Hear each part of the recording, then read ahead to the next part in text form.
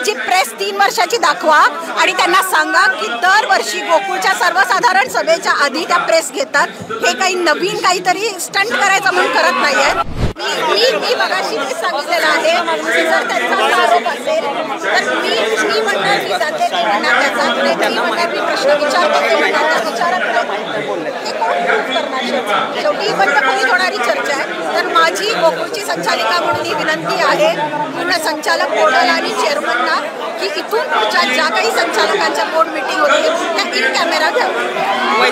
वैद्यकीय महाविद्यालयासंदर्भात तुम्ही जे प्रश्न उपस्थित करताय त्याबाबत हा संभ्रम आहे असं त्यांच्याकडून दावा केला जातो. तुम्हाला काय वाटतं कशासाठी नेमकं हे वैद्यकीय माझं हे बघा, महाविद्यालय कोणासाठी उभं करतायत, कोणाच्या घशात घालतायत मला याच्याशी घेणं देणं नाही. माझा मुळात हाच उद्देश आहे की महाविद्यालय आपला व्यवसायच नाही आहे. तुम्ही या भांडणीतच पडू नका.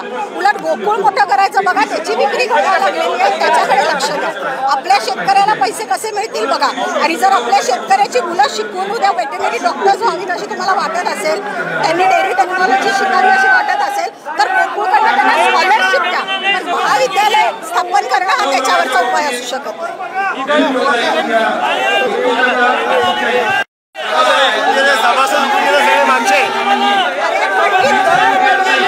गोकुळच्या सर्वसाधारण सभेच्या आधी प्रेस घेते.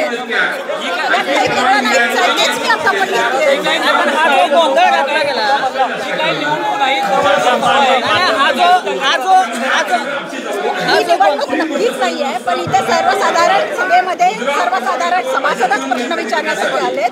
त्यांना म्हणावं जाऊन की इथे सभासदांना प्रश्न विचारायला संधी द्या म्हणून. तुमचा पण इथे नेता म्हणून काहीतरी रोल आहे. ज्या पद्धतीने केडीसीसी बँकेमध्ये सगळे सभासद प्रश्न विचारू शकतात, मग इथं त्यांचा हा जो गोंधळ आहे तो विरोधकांनी घातला, तो टीआरपी वाढवून घेण्यासाठी. अरे पण त्यांना कुणीतरी जाऊन माझी प्रेस 3 वर्षाची दाखवा आणि त्यांना सांगा की दरवर्षी गोकुळच्या सर्वसाधारण सभेच्या आधी त्या प्रेस घेतात.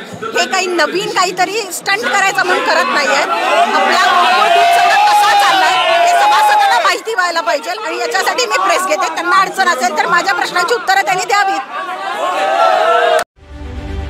रत्नागिरी 24 न्यूज चॅनलला आताच सबस्क्राईब करा आणि शेअर करायला विसरू नका.